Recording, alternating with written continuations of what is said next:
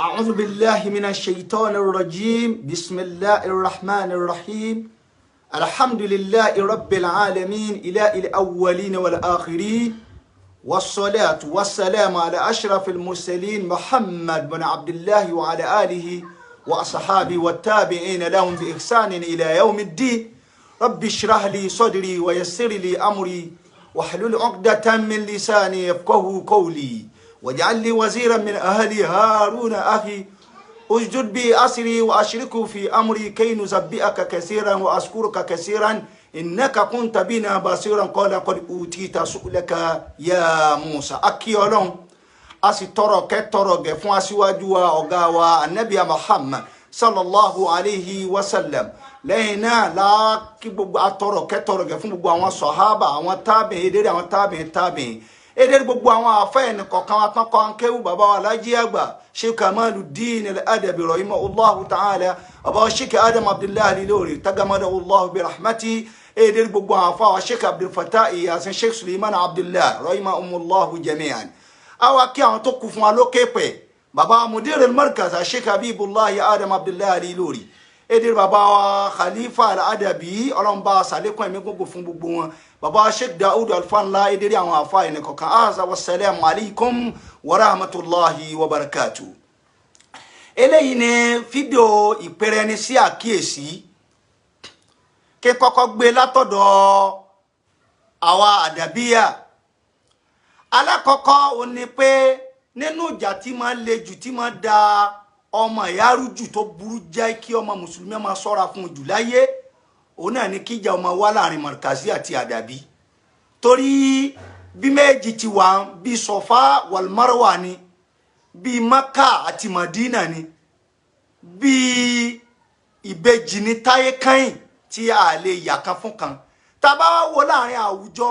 kò sí inú lete ni ti bá Adabi àgàgà ní Ìlọrin tá wà ńbẹ̀ yìí kò sí lete ni ti bá Adabi te ní bá Markazi kódà láàrin ọmọ ìyá a lè rí ẹ̀gbọ́n kó jẹ́ Markazi kí àbúrò jẹ́ Adabi lọ́mọ ìyá kan náà tí ń jásí wípé ọ̀dà kí ìjà ọmọ wáyé àbí ìmọ̀ ṣàbòsí ara ẹni kó máa wáyé àbí kí a máa dalẹ̀ ara ẹni kó máa wáyé ẹ wò pé tí ìjà bá wá láàrin Markazi àti Adabi bí ìjà nu fámìlì ni irú mi nísìnyí Markazi ni ẹni tí mo tẹ̀lé Markazi ni mo ní lọ́mọ ìyá lẹ́yìn tó jẹ́ Adabi tí ń jásí pé inú fámìlì kan náà ni Ọlọ́run bá gbé gbogbo ẹ̀ fún láàrin bàbá wa Sheikh Adam Abdullah Al-Ilori àti bàbá wa Sheikh Kamaluddin Al-Adabi tá bá wá wò àwọn méjì jọ ní àsọlẹ̀ tó jẹ́ pé tí Markazi ó bá play rẹ̀ wọ́n play gbígbóhùn bàbá Sheikh Adam ibi ẹ ti ń júwe bàbá Sheikh Kamaluddin níjà àfa wọn ni àti ìbọ́síwájú wọn ni àti bó ní ọmọ kéwù àwọn ti bọ̀rọ̀ máa ṣe pẹ̀lú ntọ́ bá jẹ́ gbogbo ti jẹ́ Sheikh Kamaluddin Al-Adabi àtàwọn ọmọ kéwù wọn wọ́n jọ yé wa pé àfà ni wọ́n sì jọ yé wa pé ọmọ ìyá àwọn ni bàbá wa Sheikh Kamaluddin Markaz kò bọ̀rọ̀ máa bá wọn ṣe kíni o kò máa bá wọn jà bẹ́ẹ̀ náà wá ní àárínú fídíò mọ́tọ́hún bàbá wa Sheikh Kamaluddin Al-Adabi rahimahullahu ta'ala Ọlọ́run bá wa ṣàlékún kẹ́ wọn ibi ó ti máa sọ pé ẹ má bẹ́ẹ̀ nìkan kan jà àtàwa Adabi àtànsáàrù àti Markazi nǹkan kan náà ni wá ògo alimi náà gbogbo wa ẹ má bẹ́ẹ̀ nìkan kan jà Kùránì wá sọ pé wà sí ìyá àwọn méjì ni ẹ wọ́n máa yùbá dìlù ẹni tó bá wà lóun fẹ́ change ẹ̀ òun ò ní tẹ̀lé mọ́ ní àjù Sheikh Adam mọ́ wàhálà ní ọmọ dálẹ̀ àbí òun ò ní tẹ̀lé Sheikh Kamaluddin mọ́ wàhálà ní ọmọ dálẹ̀ fa innama ismu ala allazina yubadiluna ẹsẹ̀ rẹ̀ àgbákò bẹ̀ ọrùn rẹ̀ ní ó wà o kò ní wà lọ́rùn Sheikh Adam kò sì ní wà lọ́rùn bàbá Sheikh Kamaluddin kí ni mo fẹ́ fàyọ ń bẹ̀ mo fẹ́ pe àwa Adabi sí àkíyèsí kan ẹ dákun torí ta Nabi Muhammad ń tá mọ̀mọ́ bàbá Sheikh Kamaluddin sí òun náà ni kàn máa ṣe àtúnṣe yẹn ni wọ́n fi láti bọ̀ tán ìfarabalẹ̀ bàbá Sheikh Kamaluddin Al-Adabi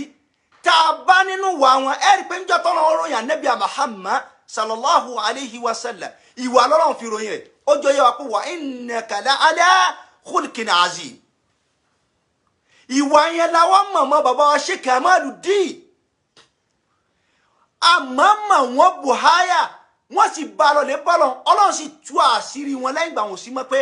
ẹni Ọlọ́run tinú tòde ti ta ní Alhaji àgbà. Tá bá wá rí ẹnìkan tí kàn ṣe intisabu rẹ̀ sí ọ̀dọ̀ bàbá wa Alhaji àgbà ó kéwú ń bẹ̀ ni àbí ọmọ kéwú ni ìwọ̀n wùwà mìta bá lọ́wọ́ Alhaji àgbà àti wàsíyà wọn á bá pé ọmọ àlè àdàbí lélẹ́yìí. Bẹ́ẹ̀ náà wà ní ti Markazi á bá pé ìtí ṣe ara mo sọ ìwọ fẹ́ máa change ọmọ àlè Markazi lélẹ́yìí. Ara yẹn tẹ́ ẹ bá sábà ń wo social media tí ìjọba ṣẹlẹ̀ wàláhì làzim tí ìjọba ṣẹlẹ̀ tó bá di ariwo pé Markazi jáde lẹ́tọ́ máa mọ tí ń ṣẹlẹ̀. Èyí wọn fẹ́ pe gbogbo àwọn tá à ń jọ ọmọ àdàbíyà àti Markazi yà pé ìṣẹ́rẹ́ ní lọ́kàn ni alitihadu quwwa ni ẹ mẹ́jọ já fáàrí alimi fáàrí Sheikh Kamaluddin fáàrí Sheikh Adam náà gbogbo wa ẹ mẹ́jọ banú ilé ara wa jẹ́ káwárí bíi tí kò sí inú ilé fámìlì kan tí ò níbi wọn ti ní gbólóhùn aṣọ omi lè dérí social media omi lè má dérí social media àmọ́ kò sí fámìlì kan àbí ìdílé kan tẹ́ ẹ̀ ní máa gbọ́ pé nìṣá àwọn ń bára wọn já àbí gbọ́n mi sí omi ò tó síbẹ̀ àbí gbogbo wọn á dún górégé là ká máa wá rí inú ilé bàbá wa Sheikh Adam rahimahullahu ta'ala tó jẹ́ pé nǹkan mi ń ṣẹlẹ̀ ń bẹ ó wá jáde síta gẹ́gẹ́ bí Markazi ti máa ṣe infi'alatu zahira àwọn fi ẹ̀hónú tí wọ́n hàn kò bá jẹ́ láàrin ọmọ ìyá kò bá jẹ́ láàrin ọ̀nà kí Sheikh Sauban Adam Abdullahi Ilori kí wọ́n wá ní ọ̀rọ̀ ẹ̀hónú kan tí wọ́n ń jáde lẹ́nu wọn sí bàbá Mudirul Markaz káwárí pé àwọn àdàbí ní ọmọ wa gbé. Kùránì àfá ẹlẹ́kọ̀ọ́ kan sọ pé la tambusu baynana ma kana marfunan. Kó jẹ́ pé ọ̀rọ̀ ọjà tí bá wá ṣẹlẹ̀ nínú Sheikh Adam àwọn àdàbí náà mọ̀ wá post ẹ̀ lẹ́ẹ̀mẹ́wàá àwọn ọjà mi ń bẹ tó ti lọ ti pẹ́ tí wọ́n ti jà ti pẹ́ tí àfá Sauban nìkan ti gbàgbé ọdún tó sọ káwá jọ pé àwọn àdàbí yóò tún wá kókó ara ẹ̀ síbẹ̀ yóò tún wá fi àlẹ́ àdàbí síbẹ̀ ayna al adabu fi haza ẹ̀kọ́ dà. Ìtí ń jẹ́ ìbànújẹ́ ìdílé àwọn kan ìtí ń jẹ́ ìbànújẹ́ fún àwọn ọmọ kéwù àwọn kan àwọn ọ̀rọ̀ tí ò wá ká máa gbọ́ mọ́ àwọn tí ọ̀dà kọ́ máa gbọ́ mọ́ tí ó ti wáyé rí láàrin àwọn àbàbá wa àwọn aṣíwájú wa káyẹ pé ẹnìkan ní ọ̀sẹ̀ tó mọ́ wá wù jáde ó sì jẹ́ ọmọ àdàbíyà. Markazi ò lè ṣerú nǹkan báyìí wàláhì Markazi ò lè ṣerú nǹkan báyìí wàláhì Markazi ò lè ṣerú nǹkan báyìí. Ibi tí Sheikh Sauban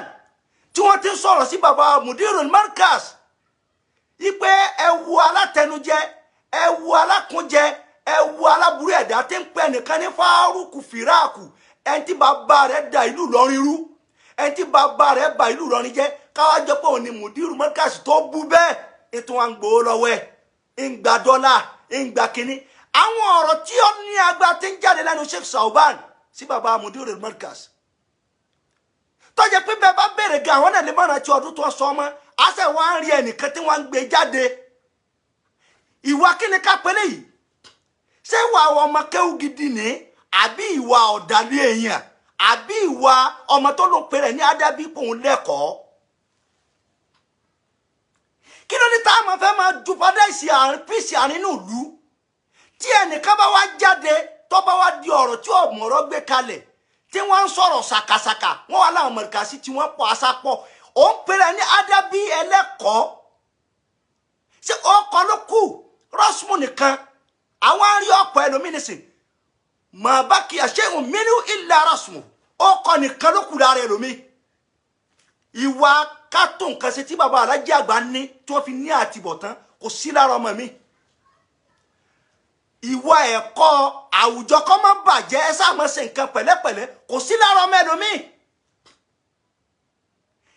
mo sì máa tẹnu máa pé nínú ìjà tí máa bá mi lẹ́rù jù láyé ìjà Markazi àtàdàbí ni yìí máa ṣọ́ra fún gan èyí sì máa jìnnà sí púpọ̀ àmì ẹjẹ́ máa pèrè aṣákèésí o ntí Markazi ọba lè ṣe ẹ dákun ẹ má jẹ́ ká wà dàbí no ṣe nte ẹ bá lè gbà ká wá rí ọlọ́mọdé nínú bàbá Alhaji Àgbà dàrú ọlọ́mọdé nínú bàbá Alhaji Àgbà dàrú láàrin bàbá Khalifa ni àti gbogbo nule ni èdè kò yéde ọlọ́mọjọ jáde láàrin wọn kó wá jẹ́ dùnú tèmi kí n máa wá post ẹ̀ lẹ́ẹ̀mẹ́wàá ayna la adabu fi haza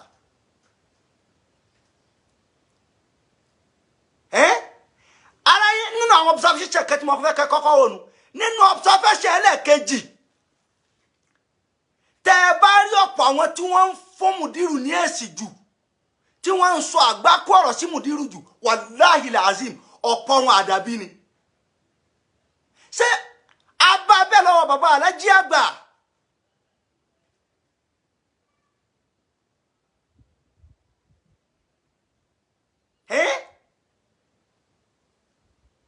ká máa jẹ́ pé a máa wá sọ àwọn la ilaha ẹgbú àfa àsákì lérí ọ̀rọ̀ báṣù lọ lérí ọ̀rọ̀ tani bẹ nínú kòtò Gawru Zawra pẹ̀lú àná Muhammad báṣù lọ lérí pé Abubakar ni báṣù mi lọ lérí pé kìí ṣe Abubakar ìtọ́ba wù kálukú kọ́ mú náà ìtọ́ba wù kálukú kọ́ mú enti kálukú believe tí ẹnìyẹn zalika mablagu min al-ilm kí àfa sákì ọmọ sọ pé òpònú àfa dèdèrìn àfa akúnjẹ àfa ìbíkúbi àfa àwọn ọmọ tí wọ́n bí tí wọ́n sọ pé sọ́sà bí mi àfa kọ́ máa sọ pé Abubakar kọ́ wà ní kòtò ẹ dákun bo ni báṣù rẹ dé tíra wo làáfà rẹ kọ báṣù wo làáfà rẹ ṣe bẹ̀nìta sí wọ ṣebí gbọ́ yìí sọ yìí ní ìwọ tó fi di pé wọ́n wá sọ̀rọ̀ bàbá ṣe sọ̀rọ̀ pápẹ́ ntẹ́mi mọ́ ntí mo gbọ́yé ntí mo kà ntí mo understand rẹ̀ kí ló burú mbẹ́ kọ́ jẹ́ pé wá rí pọ́jẹ́tì kankan ṣe ní báṣù orí kankan sọ òrádìsì kankan gbé wá ntí wọ́n kọ́ kúrìtà máa kọ́ ọ̀lù ìtàwọn kan wí náà ló ń wí ọwọ́ fi sọ àgbákú ọ̀rọ̀ sáwọn tó ju bàbá rẹ lọ níwọ̀tọ̀ bẹ̀rẹ̀ bẹ́ẹ̀ níwọ̀n tó ń pẹ́ àwọn èèyàn sákèsí bẹ́ẹ̀ níwọ̀n tó ń fún àwọn èèyàn nímọ̀ràn bẹ́ẹ̀ kọ́ wá jẹ́ pé ìwọ gẹ́gẹ́ lọ padà wá bọ́ sínú nǹkan látara ntọ́ jẹ látara ẹni tó fún ọ nílẹ̀ àbí látara nǹkan kan ẹ má jà boko ara wa jẹ́ náà kò sẹ́ni tí ó béèrè àánú Ọlọ́run lọ́wọ́ gbogbo èèyàn àbí social media àmọ́ ẹja máa béèrè ń tá máa rántí lẹ́yìn wọ̀rà tí wọ́n máa fi dùn ọ̀wá ní ṣe program kankan Ọlọ́run láwọn ọmọ kéwú òórí wọn kọ́ máa ń gbogbo ìgbà any topic tí ó bá jẹ́ controversy bí à ń sọ̀rọ̀ sí Sheikh Adam Yahya Al-Fulani bí à ń sọ̀rọ̀ sí baba Mudir al-Markaz lọ́mọ wá gbé gbogbo ìgbà níwọ̀n tó jáde pẹ̀lú ẹ̀kọ́ níbo lẹ fẹ́ dé àárín fámìlì wo lẹ fẹ́ wà tẹ̀ ní kan àdàbínú lé tẹ̀ ní kan Markazi gbogbo tó bá lè bí àwọn ọ̀rọ̀ jà báyìí àwọn ọ̀rọ̀ sọtẹ́ báyìí ìmọ̀ sọ̀rọ̀ sáfà rẹ ní báyìí ẹ já máa jìnnà sí i ẹjá máa jìnnà sí i kó jẹ́ pé wọ́n wá sọ̀rọ̀ àfàṣà ọba ló sọ̀rọ̀ sí Mudiru àdàbí náà ni wọ́n ń gbé ni wọ́n ń post ẹ̀ lẹ́ẹ̀mẹ́wàá gbogbo bí wọ́n bá ti sọ̀rọ̀ sí Mudiru tó bá ti sọ̀rọ̀ sí wọ́n lọ wọ́n ń post ẹ̀ ó sì péré ní alẹ́ àdàbí ṣé káàrin àwùjọ wọn máa dàrú ni ṣé ká máa bára wa ṣe ni sáà lè wá gbáyé bẹ́ẹ̀ ní yunifásitì wo lẹ fẹ́ dé tẹ̀ ní kan àdàbí tẹ̀ ní kan Markazi nínú agboolé wo nínú ìdílé wo nílọrin yìí ni mò ń bára wa sọ kí àfàṣà kí ọmọ sọ̀rọ̀ sí Mudiru bá wọn ká tó wá ní péjì kan tí mo tó wá dákọ̀ yìí náà ó sì kọ́ sí pé alẹ́ àdàbí Ànábì ní ìtakù zulma ẹjá bẹ̀rẹ̀ àbòsí o ẹjá bẹ̀rù tí ò ní wá sẹ́kù o ẹjá bẹ̀rù tí ó mú àparẹ́ o fa inna zulma zulmatun yawm al-qiyamah èyí yẹn ni mo fẹ́ pera sákèsí àwọn tá bá jẹ́ àdàbí ẹ̀dàpẹ̀já wo ìwà Alhaji Àgbà ìtí wọ́n ṣe mọ́sọ̀pá Alhaji Àgbà gọ́ ìtí wọ́n ṣe lọ́rẹ̀ fi bọ́ọ̀lọ̀ tó fi láti bọ̀ tán rẹ̀ ẹjá àwọn ẹmu létí ẹ̀ níbi ká tún àwùjọ ṣe níbi ká máa sọ̀rọ̀ àwùjọ bí ó ti dá àwọn Alhaji Àgbà ńgbà wọn fi ń bẹ bí ọba ní ilé wọn ń pàṣẹ ilé wọn ń dájọ́ ọjà fún yẹn ni ìtí wọ́n wá ṣe tó fi lọ́lẹ̀ láti bọ̀ táwọn ní tó wá ní àwọn ọmọ kéwú ẹ mọ́jà chẹ́ǹjì ẹ̀kọ́ òun ìfarabalẹ̀ òun ìsọ̀rọ̀ síhun ẹjọ́ máa bẹ lára wa káwa rẹ̀ nìkan lónìí kó wọn máa wọ máa lè ǹjẹ́ ńjọ́ tí ọlọ́ba yá ọmọ náà dẹ̀kú unasin bí imamihim ǹjẹ́ tí ọlọ́ba wa ń pe kálukú pẹ̀lú àáfàá rẹ̀ àtàsíwájú rẹ̀ ǹjẹ́ alájí ọgbọ́ inú wọn dùn sí wọ̀nyí àwùjọ ń bàjẹ́ àwùjọ ń dàrú wọn á lọ kọ ọwọ́ ọmọ kéwùmí yìí ni bẹ́ẹ̀ náà wà ní mọ̀rìkàsí bẹ́ẹ̀ wà ní mọ̀rìkàsí bẹ́ẹ̀ ẹ béèrè bí ọ̀rọ̀ jà kan wọ́n mú péjì wọn wá tí ọmọ mọ̀rìkàsí tí wọ́n ń pè bí tí bàbá wa àlífà ti ń bínú sọ̀rọ̀ sọ́mọ ẹ̀yà wọn ni abẹ́nìkan ni tọ́mọ mọ̀rìkàsí wá pè rẹ̀ àbí ọ̀rọ̀ àṣírí tí ń lọ láàrin inú ilé ọmọ mọ̀rìkàsí kan wá jáde wọ́n ń pè rẹ̀ wọ́n ń sọ ọ́ tó bá wà afákané kalahiri yá kí n ti fa an sọ́wọ́lá tala asad bí musu ni o tó ní dúdú òun fẹ́ dà bí ẹbí kìnìún àmọ́ bí kìnìún bá padà wá dó gbùm ara yà fẹ́ fi pé wàhálà àwọn eléyìí lọ́pọ̀ wàhálà àwọn mọ̀rìkàsí lọ́pọ̀ ọ̀rọ̀ àwọn mọ̀rìkàsí lọ́pọ̀ àwọn kìnìún kan ẹ wo táwọn eléyìí ń ṣe sẹ́jádùn wá fún wa. a máa dúpẹ́ fún Ọlọ́run nínú ilé ká padà sínú ilé mo dúpẹ́ fún Ọlọ́run a sì dúpẹ́ gbogbo ọmọ Markaz alákọ̀ọ́kọ́ ó ní pé a bí Ọlọ́run fún bàbá wa àfáà wa ọ̀gá wa bàbá Sheikh Sauban kọ́lọ́n bá tún rọ̀ wọ́n lọ́kàn kò sí Ramadan kan tí ẹ bá wò láyé tí Sheikh Sauban ò ní mọ́rọ̀ wá sọ́dọ̀ bàbá Mudir al-Markaz tí ò ní sọ̀rọ̀ sí Mudir tí ò ní sọ̀rọ̀ sáwọn tó ń bẹ ní Markaz tí Sheikh Sauban bá fẹ́ sọ̀rọ̀ tí ó jáde tí ó rìn tara yóò tún wò pé àmọ́ ń bẹ láyé yìí tí kú wọ́n sọ̀rọ̀ sí Sheikh Sauban wọ́n sọ̀rọ̀ sí Mudir al-Markaz bó ṣe jẹ́ pé gbogbo àwọn èèyàn náà ní máa ṣe bó bá fẹ́ lóko Mudiru náà ni ó bu àbí Mudiru náà ni kò yìn tara yìí bá fẹ́ mọ̀ pé àwọn kan bẹ wọ́n ti lọ Markaz wọ́n sì ń bá Markaz jà lónìí tá a gbúrò wọn àfi kí wọ́n sọ̀rọ̀ sí Mudir agúnmọ̀wò lọ́lọ́wọ́n bá ṣe bàbá ọlọ́mọdé wọn lápàdà síbú a máa ń bí Ọlọ́run kọ́lọ́wọ́n bá wa rọ bàbá wa Sheikh Sauban kò sí Ramadan láyé tí wọ́n ní sọ̀rọ̀ sí Markaz wọ́n ní sọ̀rọ̀ sí bàbá Mudir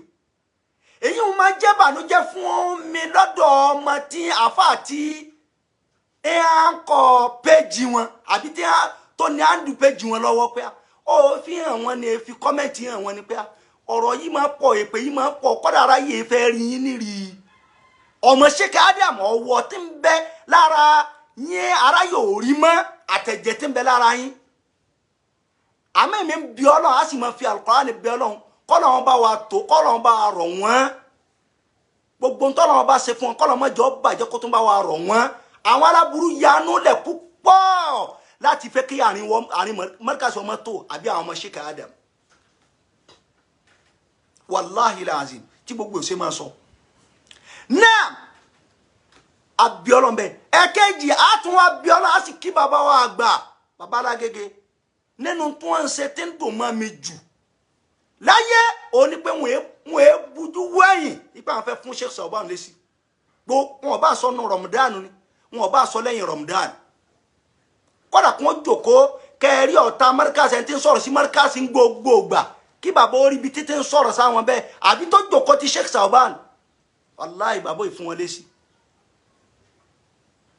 bàbá yìí ṣe kí ni o àwa náà sì mọ ní tí wọ́n ń pè ní ẹ̀kọ́ kí wọ́n sọ̀rọ̀ sí yẹn kéèyàn wá dákẹ́ amaru kí ni wọ́n pẹ̀lú ẹni bẹ́ẹ̀ kì í ṣe tagọ̀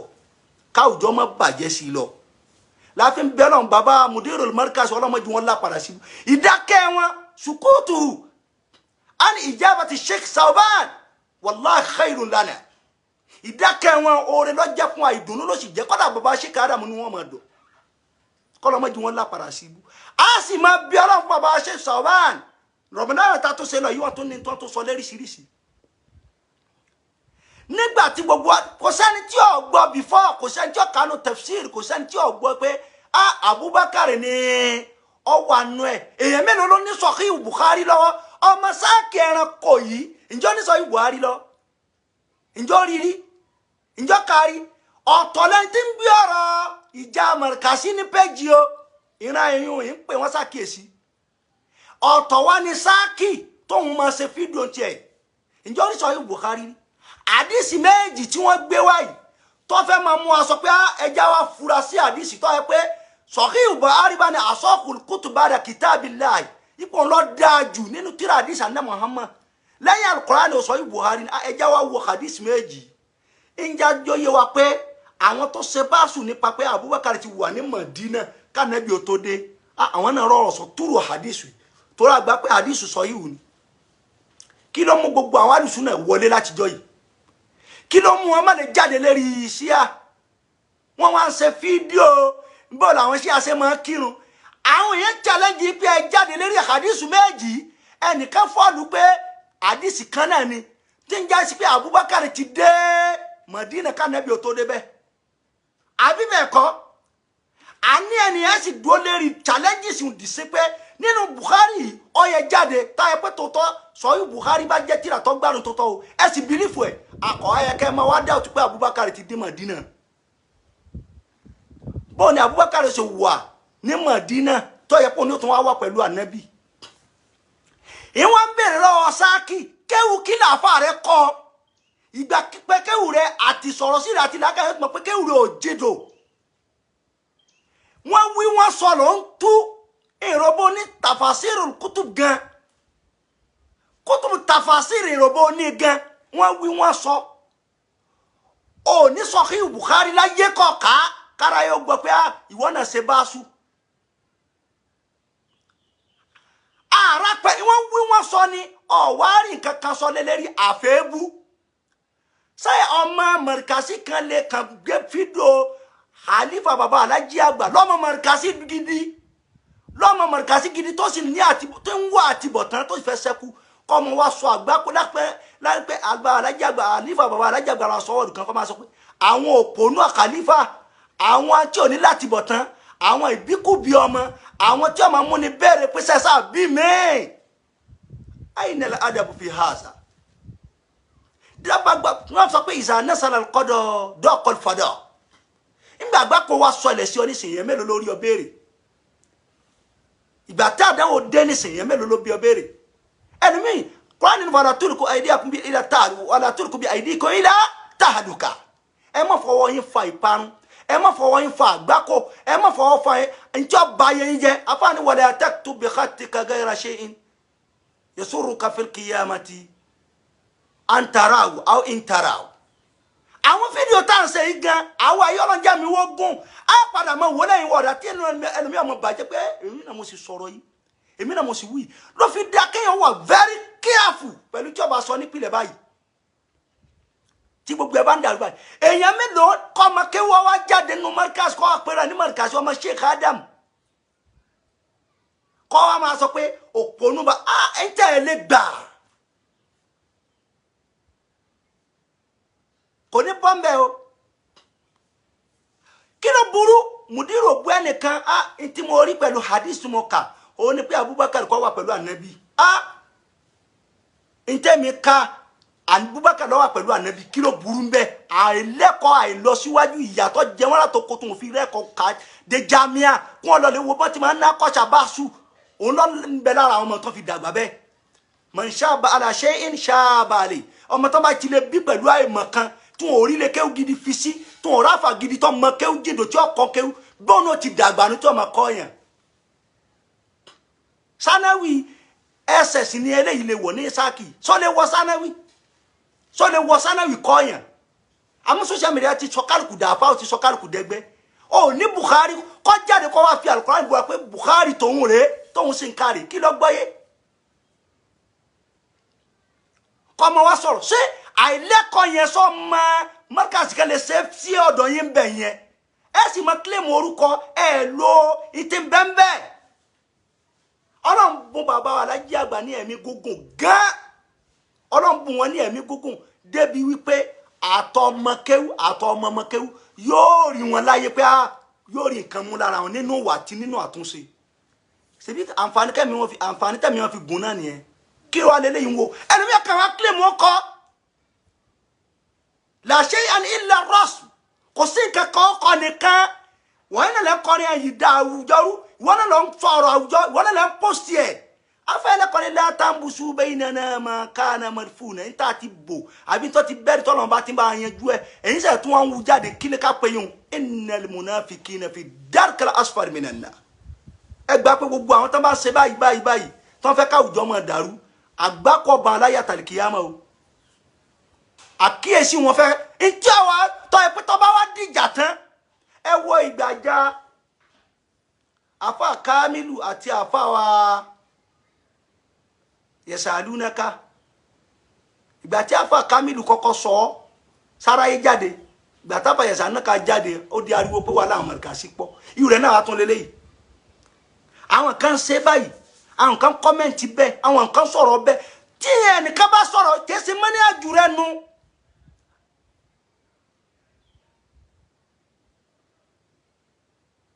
kẹsì mọ́ni àjùrẹ́ nu dẹ́dẹ́ ní kọ́ gbá ni ọ̀gbá wọn bọ́ sọ̀rọ̀ náà èyí wà ní kọ́ máa sọ̀rọ̀ sáfà àwọn kan kí sákì ọmọ wú àwọn àgbákọ̀rọ̀ kò ní bàjẹ́ fún gbogbo ẹ̀yin Ògo Ìlọrin èyí sọ lọ́gọ́gọ́rọ̀ Ògo Ìlọrin kò ní bàjẹ́ fún yín iṣẹ́ yín ẹ máa ṣe lọ Ọlọ́run ọmọ dúró tì yín ẹ̀kejì abẹ́rẹ́ nípa ọ̀rọ̀ panana lọ́wọ́ mọ̀kánù ilé kéwú ilẹ̀